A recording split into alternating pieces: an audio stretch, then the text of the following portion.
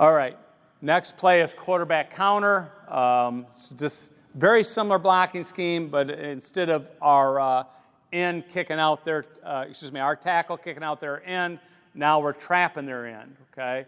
And so here's the scheme. You're going to see a lot of times the motion brings some movement, some spinning, okay? I always just tell people there's really two adjustments to motion. One is the second level bump into the motion, or the second thing is the spinning of the secondary, okay? Being a play caller, the best thing you can do is use motion to kind of determine what's your best pass play off of these kind of movements, okay? So now we're basically zoning this side of it. He still has a pin block, the center. Our guard now is trapping the end, and then our back is basically stepping up, following the guard, and reading the first puller, which in this case is the guard, all right? We want to kick out the end man on the line, but if we can't, we log them, and the back has to read as to what we get. Is it going to be a log block, or is it going to be a kick-out block, okay? If it's a kick-out, the back's up inside. If it's a log, then he'll be outside, and then the quarterback's going to read that, all right? So the quarterback's doing the same thing, basically. He's leaning on the motion, okay?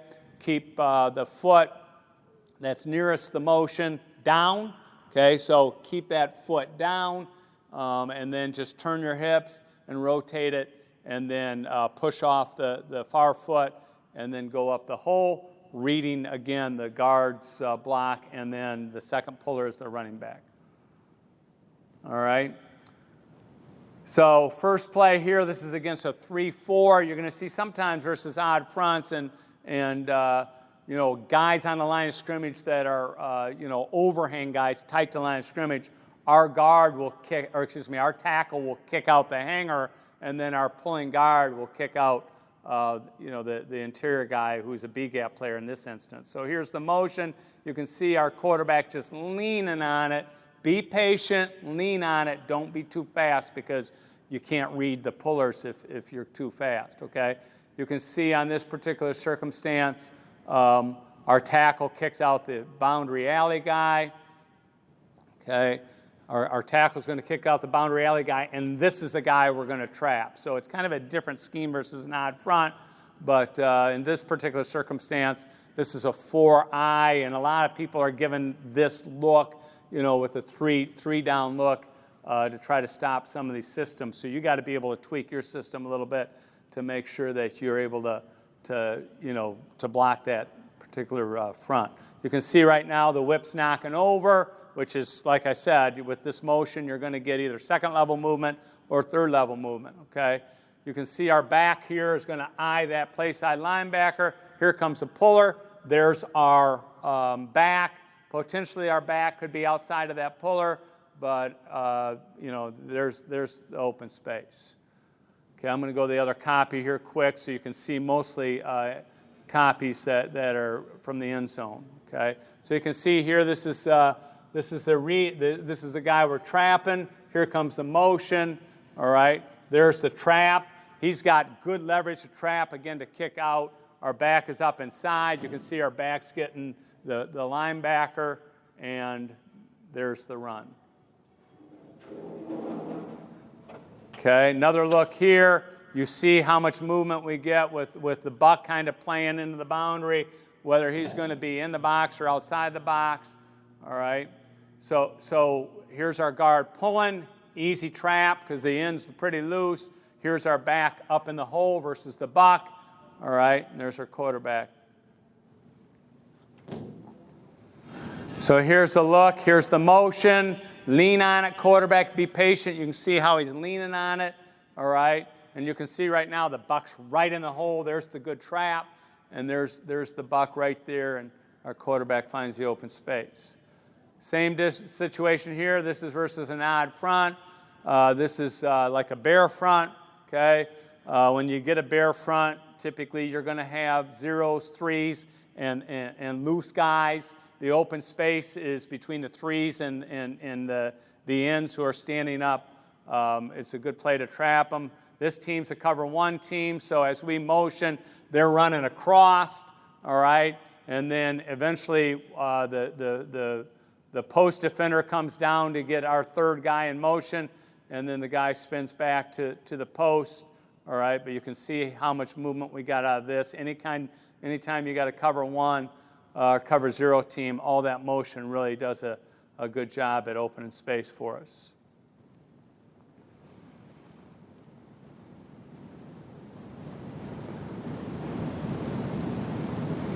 Okay, so you'll see right now, this guy's a B-gap guy. This guy's really loose, all right? There's the guy who's in cover 1, and then they start spinning. It's really loose. See the open space there? So there's the trap, okay? There's our back who finds the Mike linebacker, and we score. Same deal here. I'll go to the other copy quick. Same defense, same everything. A lot of movement from their front.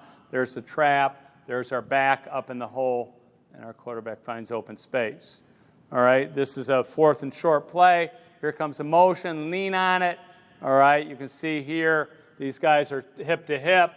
All right, basically riding that out. There's the trap, and then here's our back on the linebacker, and then touchdown.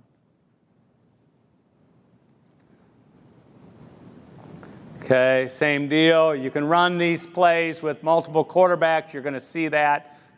We play a lot of different quarterbacks. In this case, this was a slot run in the play. He was a quarterback in high school, but if you want to just plug in a different guy to run the ball, plug him in. Don't be afraid to do it. So this guy, being a slot, just leans on it nice. There's the trap. There's the back leading on the play side linebacker. All right, you can see it from a different angle.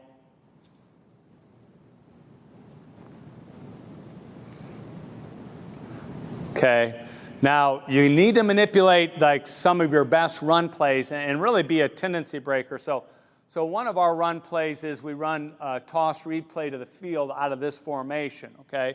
So you can do the same thing now, fake the toss read, and instead of it being the guard in the back, now this is the guard and the H. So we're faking toss read to the field. Our quarterback just shuffles a second. All right, fakes that. Like I said, our tackle sometimes will block the boundary alley if there's a wide alley player or field alley. And now this is our guard pulling, kicking out their end, and then our H is now inserting for the play side linebacker. All right, so this is just a different way of doing it. In this circumstance now, we're motioning to the field and our H is into the boundary, and now we're faking the same toss read play to the field, and now our right guard is pulling and our H is leading, okay? So there's the fake. You can see our guard pulls, our H leads, and it's a good football play. Okay, better copy here. You can see right now the end is fighting our release hard, so once he fights that release, block him. If he wants to be part of the blocking scheme, block him. So now you're going to see, all right, our guard and our H now keep on climbing. We always talk about climb, never chase. So we do a nice job of getting the alley and the linebacker. Okay, this is another manipulation of a formation, okay? This is an overset for us. All right, so our boundary receiver is off.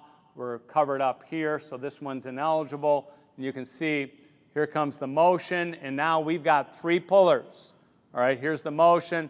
We got the guard pulling, all right, for his number 1 responsibility. The H following him, reading the first puller, and the back following the H, reading the second puller. All right, so again, you got to read the pullers to make sure that we're blocking the thing the correct way. But you can see as we motion, there's just a lot of open space now to the boundary. All right, this is a good view. Here comes the motion. All right, here's the first puller. Okay, is it a kick out? Is it a log? It's tight. It's difficult. Okay, that's why the H has to be patient and the back has to be patient. But the H does a nice job. He gets outside of it. He reads it like a log. There he is. And then here's our back there reading it outside and there's the open space. This is to the field, all right, and we're just basically leaning to the boundary with no action. And again, it's the guard pulling, the H pulling, and the back pulling, all right? And then again, a lot of open space. I'll show from the other copy. These are really interesting, unique plays, but you know, your back has to be a good blocker. Number 5 for us is a great blocker. He takes a lot of pride in it. You can see our left guard's pulling. He's got a log, so now our H and our back are outside of it. Okay. Same deal with the motion and the boundary. Okay. Here's our guard pulling, all right, and then our H and our back following it. They block the same guy. All right. Same deal. In these situations, your guys got to know who you're trapping, okay? We don't trap D-gap guys very often, okay? So for the most part, if we got a grounded tight end here, he knows that's not the guy, you know, the C-gap guy that's just inside of him, that's the guy we're trapping. So our tight end knows to block the D-gap guy. So you can see here, he kicks him out. All right, here comes the trapper, here comes the H, and then here comes the back. Okay, and it's hard for people to have enough hats in those situations. All right, here's again the same situation. Here comes the motion, lean on it. All right, in this case, like, you know, it's just an easy bounce play for him.